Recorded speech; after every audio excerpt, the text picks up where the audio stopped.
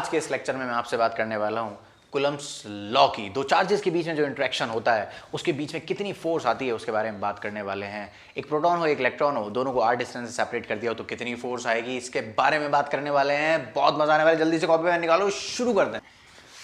तो सुनो यार, जब हम बात करते हैं दो चार्जेस की, जैसे कि मैं बात करूं एक प्लस चार्ज है और एक माइनस चार्ज है, यानी कि एक प्रोटॉन की और एक इलेक्ट्रॉन के बारे में जब हम बात करते हैं तो यार इनके बीच में अगर ये r डिस्टेंस है तो कुछ ये अट्रैक्शन फोर्स लगाते हैं एक दूसरे पे। कैसी फोर्स लगाते हैं? अट्रैक्शन फोर्स लगाते हैं।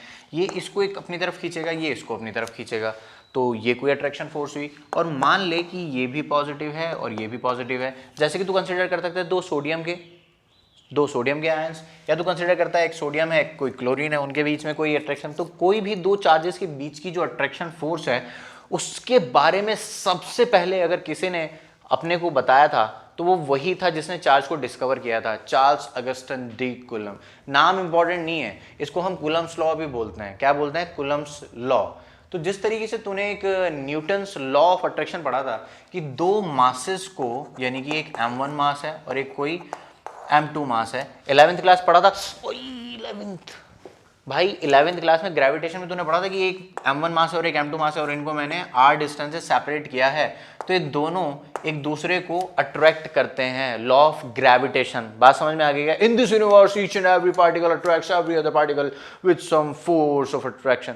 तो वही वाला, उसी कहते हैं हम लॉ ऑफ अट्रैक्शन। तो यहाँ पर एक फोर्स का एक न्यूटन ने एक लॉ दिया था कि दो मासेस आपस में एक दूसरे को कितनी फोर्स से अट्रैक्ट करते हैं। इसी तरह कूलम ने भी अपने को ये बताया कि दो चार्ज पार्टिकल अगर r डिस्टेंस से सेपरेट हों तो कितनी फोर्स से अट्रैक्ट कर रहे होंगे। लेकिन एक कंस्ट्रेंट है यहाँ पर कि दो चार्ज पार्टिकल पॉइंट चार्ज होने चाहिए। बात समझ में आ गई क्या? तो कूलम्स लॉ ने अपने को क्या बताया? gives us mathematical, Coulomb's law gives us mathematical analysis of force of interaction, मतलब इंट्रैक्शन जितनी फोर्स से कर रहा हूं उनके बीच का इंट्रैक्शन, तो force of interaction between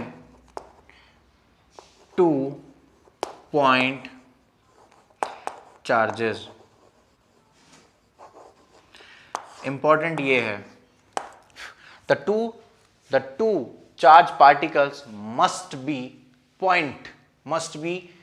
must have small dimensions. बात समझ में आई आपको? उन चार्ज पार्टिकल्स की जो डायमेंशंस होनी चाहिए वो बहुत कम होनी चाहिए। सर इस पॉइंट चार्ज की डेफिनेशन ना मुझे क्लियर नहीं हो रही, क्या मैं इसको सिर्फ पॉइंट मानूं? और पॉइंट तो कोई एग्जिस्ट करता ही नहीं, प्रैक्टिकली तो पॉसिबल है ही नहीं। एक इलेक्ट्रॉन है या बहुत सारे इलेक्ट्रॉन है, वो कहीं पे जुड़ेंगे तो उसका कुछ साइज तो होगा ना। मैंने कहा हाँ बिल्कुल, लेकिन बात सुन, पॉइंट चार्ज किनको कहा जाता है? देख, एक बॉडी है, एक कोई पार्टिकल है, उसका कोई डायमेंशन है, लेकिन एक दूसरा चार्ज पार्टिकल है वो इससे r डिस्टेंस दूर है। तो अगर मैं तुझे कहूं कि इसकी जो डायमेंशन है वो l है, इसकी डायमेंशन l ले ली, और यहाँ पे एक r है और इसकी डायमेंशन भी कुछ है वही इतनी।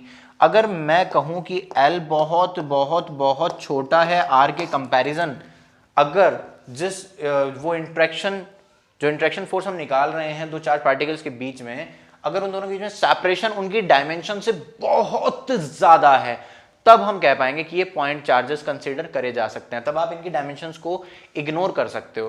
तो हमारे कूलम ने ये कहा कि मैं इंट्रैक्शन फोर्स का एनालिसिस दूंगा, लेकिन वो दोनों चार्ज पार्टिकल पॉइंट होने चाहिए, पॉइंट साइज होने चाहिए। बात समझ में आ गई क्या?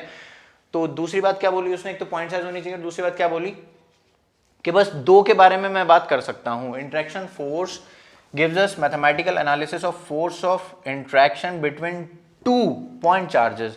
तो दो चार्जेस के बीच में हम फोर्स ऑफ इंटरेक्शन की बात कर सकते हैं। तो अगर पॉजिटिव होंगे तो एक दूसरे को रिपेल कर रहे होंगे किसी फोर्स से, और अगर नेगेटिव पॉजिटिव होंगे तो एक दूसरे को अट्रैक्ट कर रहे होंगे, और नेगेटिव होंगे तो भी एक दूसरे को रिपेल कर रहे होंगे। तो यहां पर कूलम्स लॉ की मैं बात कर रहा हूं आपसे। तो कूलम्स लॉ में दो चार्ज पार्टिकल हैं, हमने ऐसा कंसिडर किया कि एक कोई चार्ज पार्टिकल है Q1 और दूसरा कोई चार्ज पार्टिकल है Q2 और इनके बीच में जो सेपरेशन है वो R है। इनके बीच में जो सेपरेशन है वो क्या है? R है। बात समझ में आ गई क्या? इनके बीच में जो सेपरेशन है वो R है और मैंने इन दोनों चार्जेस को क्या मान लिया? पॉइंट चार्ज मान लिया। इसको मैंने कह दिया 1 और इसको मैंने कह दिया 2। ये तुम्हें भी पता है, ये मुझे भी पता है कि इसके ऊपर जो फोर्स आएगी वो रिपल्सिव आएगी और उसको दूर धक्का दे रहा होगा। समझ में आया क्या? एक छोटी सी क्लिप भी देखी है हमने अभी, ठीक है, और ये भी इसको धक्का दे रहा होगा। तो इस फोर्स को कहने का तरीका क्या है? ये वाली जो फोर्स है इसको हम क्या कहेंगे? इसको F21 लिखेंगे। क्या लिखेंगे? F21। इसका मतलब क्या होता है? फोर्स, इसको पढ़ते कैसे हैं? Force on 2 due to 1। Force on 2 due to 1। समझ में आ रहा है? फोर्स ऑन 2 ड्यू टू 1 कहते हैं इसे। डायरेक्शन तुझे पता लगी रही है, मैं मैग्नीट्यूड की बात कर रहा हूं। अगर तू इसके ऊपर एक छोटा सा एरो बना दे तो कोई आफत नहीं आएगी, और नहीं भी बनाएगा तो भी कोई आफत नहीं आएगी, क्योंकि मैं सिर्फ मैग्नीट्यूड की बात कर रहा हूँ। लेकिन कुछ चमन लोगों के लिए मैंने बना दिया कि यहाँ पर अगर 1 है तो इस वाली फोर्स को हम क्या कहेंगे? F12, यानी कि F12। और इसको कैसे पढ़ेंगे? Force on 1।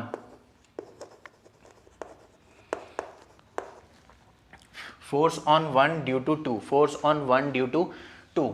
मैं ये बात बताना चाहता हूं आपको कि चाहे आप F12 वेक्टर की बात करो, इसके मैग्नीट्यूड की बात करो, इस वाली फोर्स के मैग्नीट्यूड की बात करो, और चाहे आप बात करो इस वाले फोर्स के मैग्नीट्यूड की, ये दोनों ही इक्वल होते हैं, बस डायरेक्शन अपोजिट होती है। दोनों ही इक्वल हैं, डायरेक्शन अपोजिट है। दोनों ही मैग्नीट्यूड में इक्वल हैं, डायरेक्शन अपोजिट है। मान ले कि मैं यहाँ पे खड़ा हूँ और कोई एक यहाँ पे खड़ा हुआ है, ठीक है, उस मेरे ऊपर चार्ज Q1 है, मैं Q1 हूँ और वो सामने वाला Q2 है। तो जितनी फोर्स से वो मुझे धक्का दे रहा होगा पीछे, उतनी ही फोर्स से मैं भी उसे धक्का दे रहा हूँ पीछे। ये मैटर नहीं करता कि मेरे पास उसके कंपैरिजन बहुत चार्ज है या उसके कंपैरिजन मेरे पास बहुत कम चार्ज है। मुझ पर लगने वाली इंट्रैक्शन फोर्स, मुझ पर लगने वाली इंट्रैक्शन फोर्स, उस पर लगने वाली इंट्रैक्शन फोर्स, दोनों का मैग्नीट्यूड इक्वल होगा। बात समझ में आ गई है? लेकिन डायरेक्शन अपोजिट होगी। तो कूलम्ब्स लॉ ने अपने को कुछ बातें समझाई। ये हमने मैथमेटिकल एनालिसिस करके ही सीखा कि जो इस वाले चार्ज पे फोर्स आएगी और जो इस वाले चार्ज पे फोर्स आएगी वो दोनों मैग्नीट्यूड वाइज इक्वल होंगी। ये लिखा है आपके सामने। तो इसकी बात करते हैं। मैंने कहा चल अच्छा, अगर इक्वल हैं तो let's say magnitude is equals to F, और इसको मैंने एफ सी कह दिया, कूलम्बिक फोर्स। कौन सी फोर्स? Coulombic force. और इस कूलम्बिक फोर्स को हम एफ ई के नाम से भी जानते हैं, इलेक्ट्रोस्टैटिक फोर्स। ठीक है, तो कहीं पे ऐसी लिखी हुई दिख जाए तो electric force, electrostatic force, Coulombic force, ये सारे इसी के नाम है। पॉज करके लिख ले, इलेक्ट्रिक फोर्स, कूलम्बिक फोर्स, ये दोनों एक ही बात है। इलेक्ट्रोस्टैटिक फोर्स भी कहते हैं। ठीक है, चल अभी कुछ और बात पे आते हैं। तो मैं ये समझाना चाहता हूँ कि कूलम ने क्या क्या बात बताई। सबसे पहला पॉइंट जो कूलम्स लॉ का है, इसको लैंग्वेज में तू लिखेगा, मैं बोल दूंगा बस एक बार, कि कूलम्स लॉ ने कहा कि जो फोर्स ऑफ इंट्रैक्शन है उसका मैग्नीट्यूड दोनों चार्जेस के प्रोडक्ट के डायरेक्टली प्रोपोर्शनल है। बात समझ में आ गई क्या? दोनों चार्जेस के प्रोडक्ट के डायरेक्टली प्रोपोर्शनल है। मतलब इसको मैं ऐसे करके भी लिख सकता हूँ कि जो F है वो Q1 के डायरेक्टली प्रोपोर्शनल है, वो जो F है वो Q2 के भी डायरेक्टली प्रोपोर्शनल है, लेकिन उनके बीच का जो डिस्टेंस है उसके स्क्वायर के इनवर्सली प्रोपोर्शनल है। बात समझ में आ गई क्या? तो कूलम लॉ ने अपने को बताया the force of interaction between two charges. अच्छा, इसको मैं अगर कंबाइन करके एक बार लिख दूं ताकि तुझे अच्छा लगे,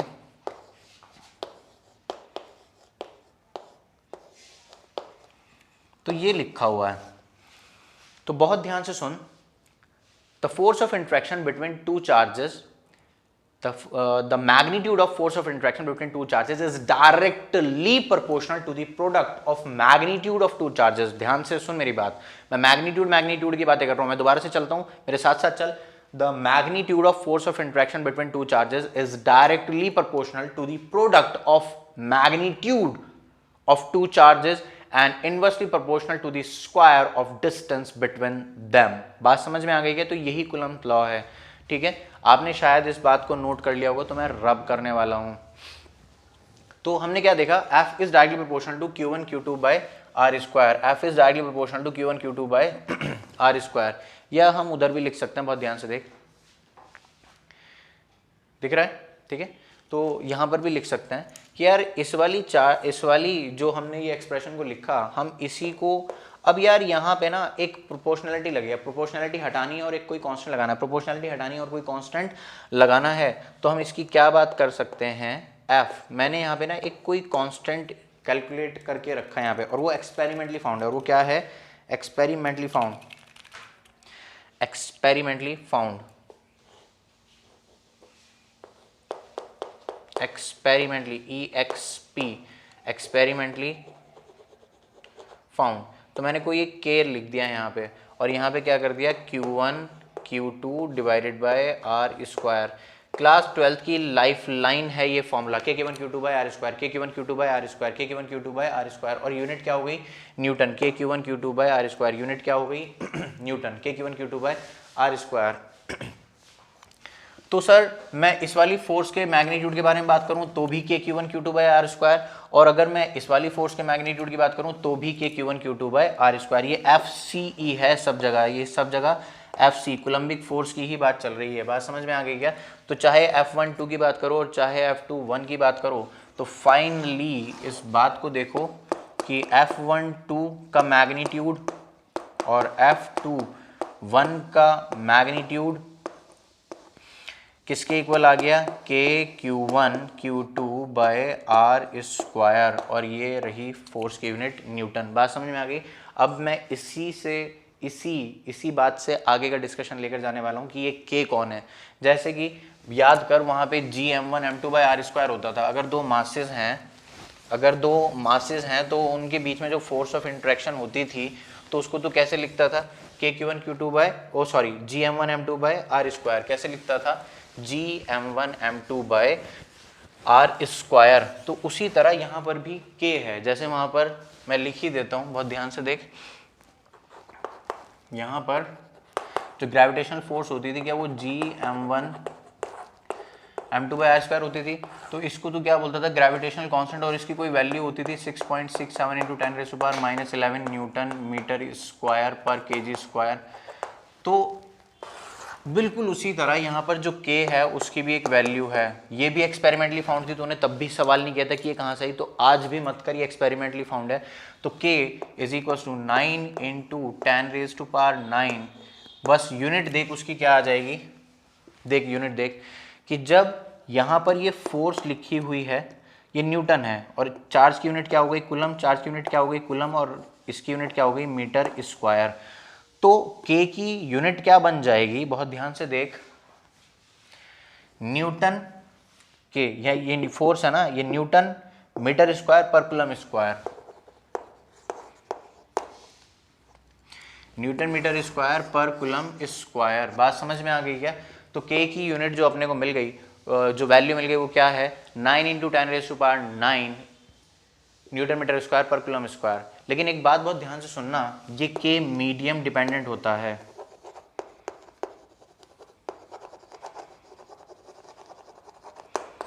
गांव वालों सुनो सुनो सुनो, बहुत इंपॉर्टेंट बात है। दो चार्ज पार्टिकल के बीच में जो फोर्स ऑफ इंट्रैक्शन निकाल रहे हैं वहां पर एक K है, लेकिन वो क्या है, मीडियम डिपेंडेंट है। मतलब हवा में रखूंगा तो इस K की वैल्यू कुछ और आएगी, और अगर मैं पानी में रखूंगा तो कुछ और आएगी। मैं मीडियम चेंज करता रहूं उतनी ज़्यादा इस K की वैल्यू चेंज होती रहेगी। जितनी बार मैं मीडियम चेंज करूंगा उतनी बार K की वैल्यू चेंज होगी। लेकिन सर ऐसा कभी मासेस के बीच में तो नहीं होता था। मैंने कहा एग्जैक्टली, जो कैपिटल G है उसकी वैल्यू मीडियम इंडिपेंडेंट है, लेकिन कैपिटल K की वैल्यू मीडियम डिपेंडेंट है। जैसे जैसे मीडियम चेंज होगा इसकी वैल्यू चेंज होती रहेगी। क्या आपको मेरी बात समझ में आई?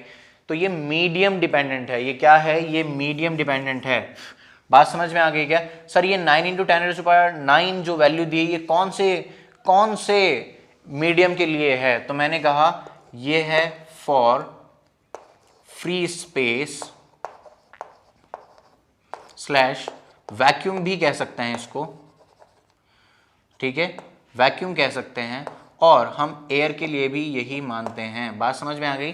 तो ये K मीडियम डिपेंडेंट है। सर पानी के लिए क्या होगा, सर तेल के लिए क्या होगा, सर मिट्टी के तेल में डाल दूँ तो क्या होगा, तेरे अंदर डाल दूँ तो क्या होगा?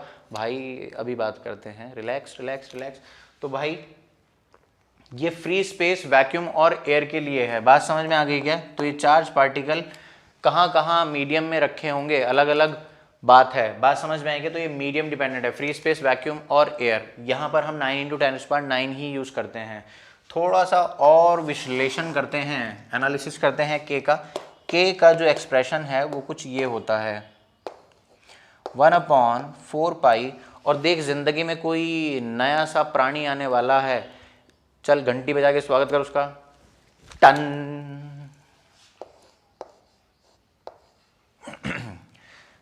ये जो मैंने, देख बड़ा सा बना के दिखाता हूँ, ये जो मैंने एक बड़ा सा सी बनाया, बीच में से डंडा निकाला और यहाँ पे एक गोला बना दिया, इसका नाम है एप्सिलॉन नॉट। एप्सिलॉन नॉट, हाँ हाँ हाँ सर, मैंने देखा इसको किताबों में, हाँ वही है। सी है, बीच में से एक उसके पेट में से ऐसे डंडा निकाल और एक गोला बना दिया, इसको क्या कहेगा? Epsilon not. बात समझ में आ गई क्या? इसका भी कुछ नाम है, मैं बताता हूँ तुझे। बेसिकली इसकी वैल्यू है 9 × 10⁹ ठीक है। ये है Newton metre square per coulomb square. Sir ये एप्सिलॉन नॉट कौन है? ये एप्सिलॉन नॉट कौन है? तो इस एप्सिलॉन नॉट का जो नाम है वो लिखने जा रहा हूं मैं, बहुत ध्यान से सुनना।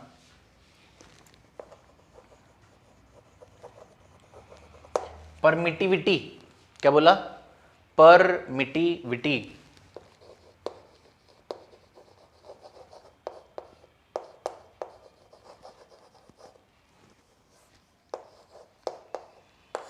Absolute permittivity of free space और वैक्यूम और एयर। समझ में आई बात? तो ये एप्सिलॉन नॉट का नाम है absolute permittivity of free space और वैक्यूम। मतलब इसका बेसिकली जो नाम है वो है परमिटिविटी। क्या है ये? परमिटिविटी। क्या नाम है इसका? परमिटिविटी। फ्री स्पेस के लिए डिफाइन होती है, तो हमने इसको एप्सिलॉन नॉट बोल दिया। बात समझ में आई क्या? Absolute permittivity. स्क्रीन को पॉज कर जल्दी से नोट कर।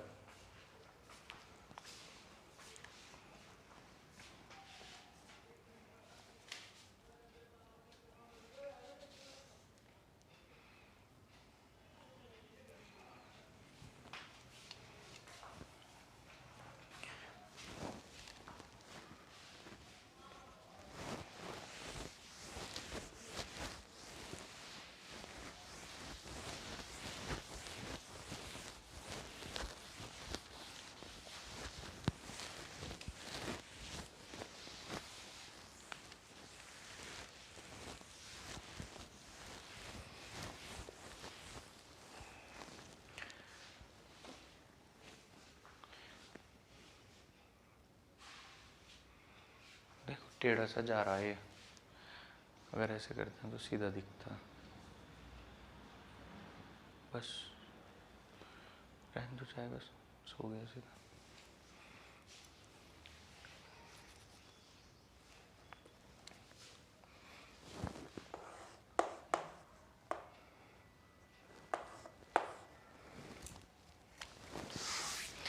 तो इस एप्सिलॉन नॉट को हम कहते हैं, नीचे लाओगे थोड़ा सा,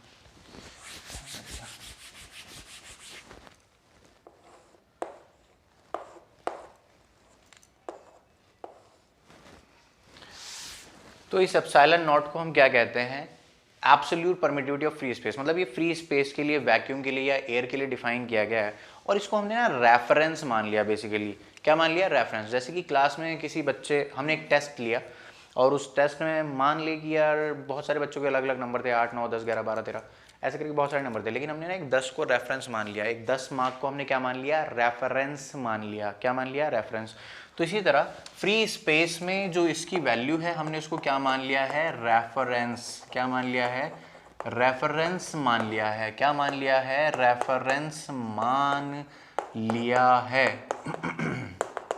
बात समझ में आ गई क्या? और इसकी वैल्यू भी आती है, जैसे कि आपने यहाँ पर 9 × 10⁹ लिखा था, और ये किसके इक्वल आया था?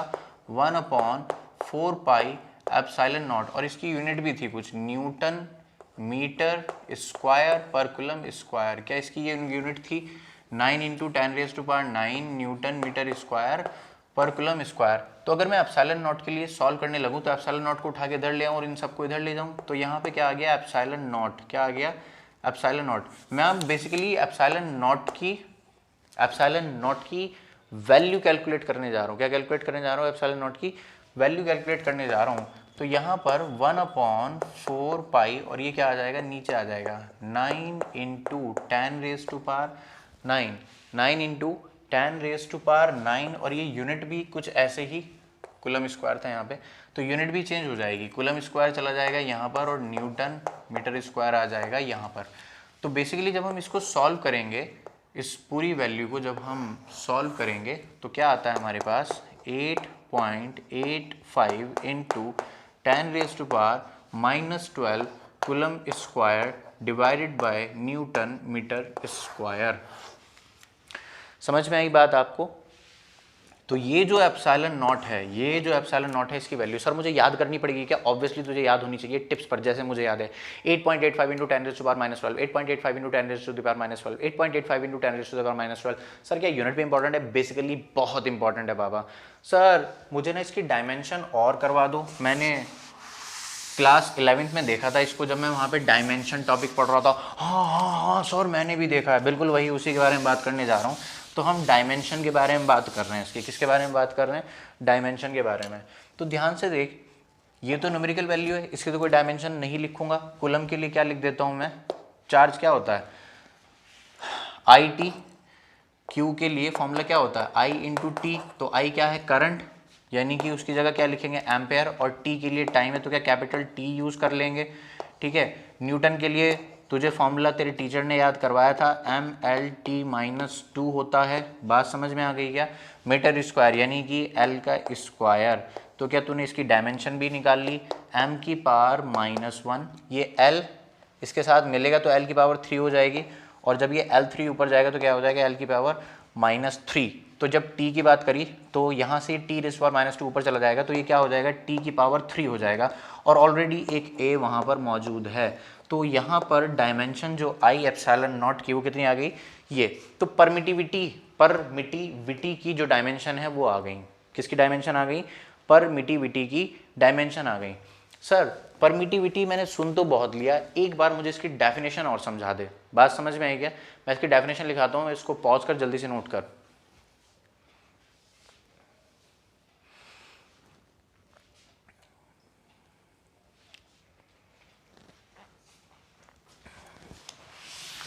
तो परमिटिविटी ऑफ मीडियम की डेफिनेशन लिख रहे हैं बेसिकली। किसकी डेफिनेशन लिख रहे हैं? परमिटिविटी ऑफ मीडियम की।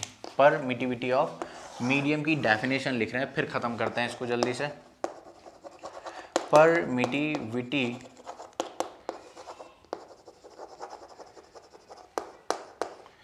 परमिटिविटी ऑफ मीडियम मैं बोल रहा हूं, तो बस लिख ले जल्दी से। It is the resistance, it is the किसी मीडियम की, जैसे फ्री स्पेस के लिए है, किसके लिए है? For free space. किसके लिए है बाबा? फॉर फ्री स्पेस के लिए। मैं लिख चुका हूं पीछे। तो किसी और मीडियम के लिए क्या होगी, या परमिटिविटी क्या होती है? बहुत ध्यान से सुन। इट इज द रेजिस्टेंस, क्या बोला? It is the resistance offered bye medium, it is the resistance offered by medium to the induction of electrical effects in it।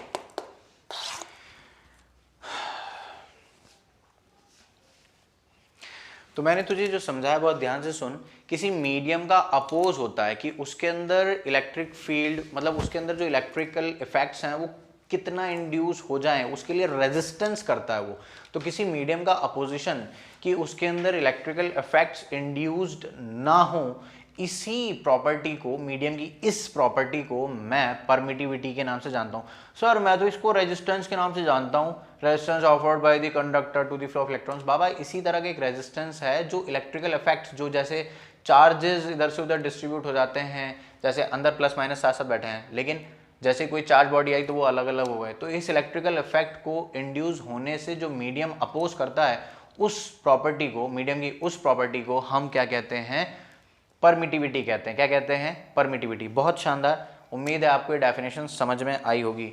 Last बात जो मैं आपसे करने वाला हूं, जल्दी से लिखो आप, प्रॉपर्टीज प्रॉपर्टीज ऑफ कुलम्बिक फोर्स, जो फोर्स हमने पढ़ी अभी Q1Q2/r²,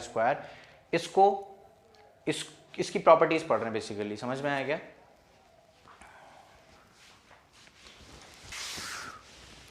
तो जो प्रॉपर्टी है उसमें सबसे पहली प्रॉपर्टी जो मैं आपको बताना चाहता हूं कि Q1 चार्ज और Q2 चार्ज, ये प्रॉपर्टी हालांकि हम बात कर चुके हैं कि इसके ऊपर लगने वाली फोर्स क्या है, वो है F21 और इसके ऊपर जो लगने वाली है वो है F12। तो दोनों ही इक्वल मैग्नीट्यूड है, दोनों ही इक्वल मैग्नीट्यूड है, तो इक्वल है। ये बात इस पर डिपेंड नहीं करती कि Q1 Q2 क्या चार्जेस इक्वल होने चाहिए, भले ही कोई बहुत गरीब हो, बहुत अमीर हो, लेकिन जितनी फोर्स से ये इसको धक्का मारेगा उतनी फोर्स से ये भी इसको धक्का मारेगा। तो सर ऐसी फोर्स का तो एक नाम होता है। मैंने कहा हाँ, क्या होता है? कि सर जो इक्वल होती है मैग्नीट्यूड में और डायरेक्शन अपोजिट होती है, equal in magnitude but opposite in direction, और अलग अलग बॉडीज पे लगती हैं, इनका नाम होता है एक्शन रिएक्शन पेयर। क्या होता है? Action reaction pair.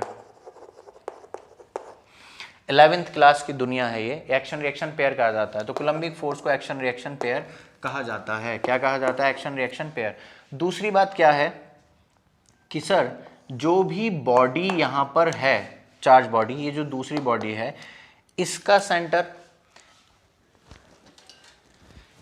सेंटर जो भी होगा और इसका सेंटर जो भी होगा, उस लाइन को ज्वाइन करने वाली एक लाइन, इसका सेंटर जो भी होगा और इसका सेंटर जो भी होगा, उन दो सेंटर को ज्वाइन करने वाली लाइन के अलोंग ही कुलम्बिक फोर्स एक्ट होती है। बात समझ में आ गई क्या? तो इसे हम एक और नाम भी दे रखा है हमने, सेंट्रल फोर्स। इसको हम क्या कह देते हैं? Central force. क्या कह देते हैं? Central force. तो कुलम्बिक फोर्स सेंट्रल फोर्स है। इसके बारे में अगर एक लाइन लिखना चाहते हैं तो बहुत ध्यान से लिख ले, बहुत ध्यान से लिख ले। The force which acts along the line joining the center of two bodies। बात समझ में आई क्या? तो दो बॉडी के जो सेंटर है उनको ज्वाइन करने वाली लाइन है, उसी के अलोंग ये फोर्स लगती है, तो इसको हम सेंट्रल फोर्स भी कहते हैं। एक और प्रॉपर्टी है इसकी, ये कंजर्वेटिव है। ये क्या है? कंजर्वेटिव इन नेचर है। सर कंजर्वेटिव तो मैंने ये 11th क्लास में पढ़ा था। मैंने कहा हाँ, जिन फोर्स का वर्क डन पाथ पे डिपेंड नहीं करता, जैसे कि ग्रेविटेशनल फोर्स का वर्क डन पाथ पे डिपेंड नहीं करता, तो उसको भी हम क्या कहते हैं? कंजर्वेटिव फोर्स कहते हैं। इसी तरह जो ये कुलम्बिक फोर्स है, इसका वर्क डन भी पाथ पे डिपेंड नहीं करता, इसीलिए हम क्या कहते हैं इसको? ये कंजर्वेटिव फोर्स है। बात समझ में आ गई क्या? चौथी प्रॉपर्टी बहुत इंपॉर्टेंट और बहुत क्लासिक। चौथी प्रॉपर्टी कहती है कि किसी तीसरे के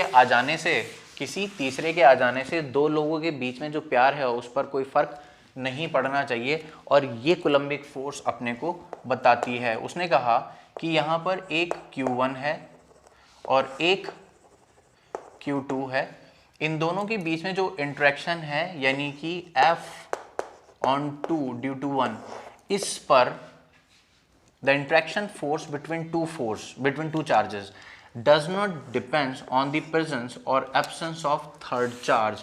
मतलब इन दोनों के बीच की जो इंट्रैक्शन फोर्स है वो किसी तीसरे चार्ज पार्टिकल Q3 पर डिपेंड नहीं करती।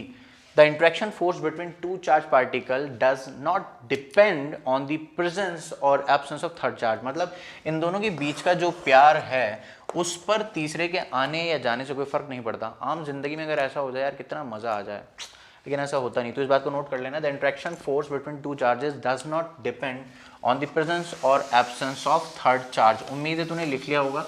लेकिन वहीं पांचवा पॉइंट सुन, लेकिन जो नेट फोर्स है, while the net force on one particular charge, while the net force ये क्या है बाबा? net force on one particular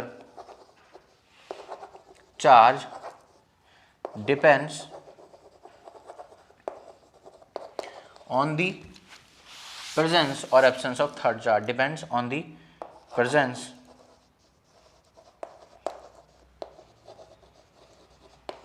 absence of third charge. बात समझ में आ गई क्या?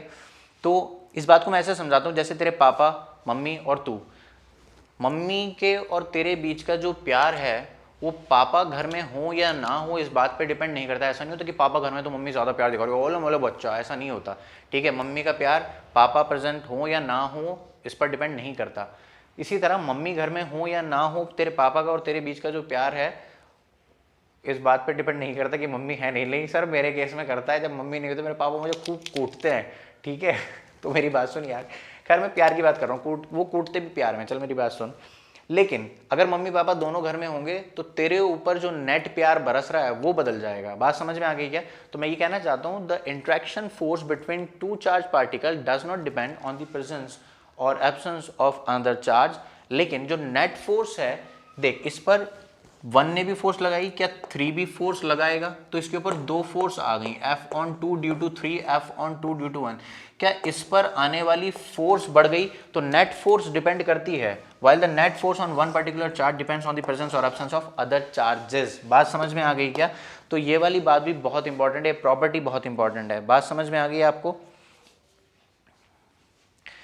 आखिरी प्रॉपर्टी जिसने मेरी जिंदगी को और आसान बनाया वो है कि सर कूलम्स लॉ ने तो मुझे सिर्फ एक ही इंट्रैक्शन फोर्स बताई, मतलब उसने मुझे सिर्फ 2 चार्जेस के बीच में इंट्रैक्शन फोर्स कैलकुलेट करनी सिखाई। अगर दो से ज्यादा चार्ज पार्टिकल आ गए तो क्या होगा? ठीक है, जैसे कि मैं यहाँ पे बात करता हूँ कि एक इलेक्ट्रॉन रखा हुआ है और यहाँ पर एक प्रोटॉन रखा हुआ है और इनके बीच में जो सेपरेशन है वो 1 मीटर का है, और मैं आपसे पूछूं कि find the force of attraction on electron due to proton. Find the force attraction on electron due to proton. तो कैसे पता लगाएगा? देख सिंपल सा फॉर्मूला है, force on electron due to proton मैंने ऐसे लिख दिया FeP सबस्क्रिप्ट में। तो K इलेक्ट्रॉनिक चार्ज कितना है वो 1.6 इंटू 10⁻⁻19 कूलम। सर माइनस में लिखूंगा? मैंने कहा नहीं, सिर्फ मैग्नीट्यूड, क्योंकि मैं मैग्नीट्यूड की ही बात कर रहा हूँ। मैं किसकी बात कर रहा हूँ? मैग्नीट्यूड की बात कर रहा हूँ। तो 1.6 इंटू 10⁻⁻19, फिर सर प्रोटोनिक चार्ज वो भी इतना ही होता है, तो इसका स्क्वायर कर दो और डिवाइडेड बाय 1 का स्क्वायर, तो तूने निकाल ली बड़े आराम से। बात समझ में आ गई क्या? लेकिन अगर यहाँ पर 2 से ज़्यादा चार्ज पार्टिकल आ गए, अगर यहाँ पर 2 से ज़्यादा चार्ज पार्टिकल आ गए, एक के लिए एक केस, 2 के बीच का इंट्रैक्शन तो मैंने तुझे बता दिया, लेकिन अगर 2 से ज़्यादा आ गए, देख बहुत ध्यान से सुन क्या होगा, मैं रब करने वाला हूँ। अगर 2 से ज़्यादा आ गए, जैसे कि मान ले कि यहाँ पर कोई तीसरा चार्ज पार्टिकल भी आ गया, जैसे कि अभी हम बात कर रहे थे, यहाँ पे कोई दूसरा कोई Q1 चार्ज आ गया, समझ में आया? इसको Q2 नाम दे दो और इसको Q3 नाम दे दो। 3 चार्ज पार्टिकल आ गए, इन दोनों के बीच में जो डिस्टेंस है उसको कह दो R1, इसको कह दो R2 और इसको कह दो R3। तो और मैं नेट फोर्स ऑन Q1 निकालना चाहता हूँ, नेट फोर्स ऑन Q1। तो बहुत ध्यान से सुन, अगर ये भी पॉजिटिव है, ये भी पॉजिटिव है और ये भी पॉजिटिव है, क्या वो उसको कह रहा होगा चल दूर हो जा, दूर धक्का दे रहा होगा? ये भी इसको इसी डायरेक्शन में कह रहा होगा चल दूर हो जा। तो इसको हम क्या कहेंगे? फोर्स ऑन 1 ड्यू टू 3, और इसको हम क्या कहेंगे? Force on 1 due to 2। बात समझ में आ गई क्या? मैग्नीट्यूड कंसिडर कर रहा हूँ, वेक्टर नहीं लगा रहा हूँ। तो सर मैं क्या करूँ? मैंने कहा बाबा तब हम इनको वैक्टोरियली ऐड कर देंगे, इनके बीच का थीटा पता कर लेंगे। थीटा पता होना बहुत ज़रूरी है। तो ये वाला एक वेक्टर है और ये वाला एक वेक्टर है। अब अगर मैं नेट फोर्स कैलकुलेट करने की बात करूं तो यहाँ पर जो F नेट आएगी Q1 पर, तो वो कितनी आएगी? बहुत ध्यान से देखो, बहुत ध्यान से देखो कि F13 का स्क्वायर प्लस F12 का square plus 2F13 F12 cos theta. बात समझ में आ गई? सर ये तो फॉर्मूला वही है, √a² plus b² plus 2ab cos theta. हाँ वही नेट फोर्स जो ऐसे कैलकुलेट होगी। तो 2 फोर्स से ज़्यादा फोर्स अगर आ जाए तो हम उनको वेक्टोरियली ऐड कर देते हैं, और कूलम्स लॉ की इस प्रॉपर्टी को हम क्या कह देते हैं? Superposition principle. तो हम ये कहेंगे कूलम्बिक फोर्स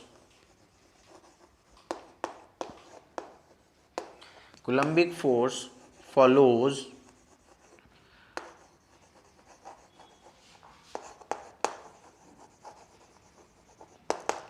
सुपरपोजिशन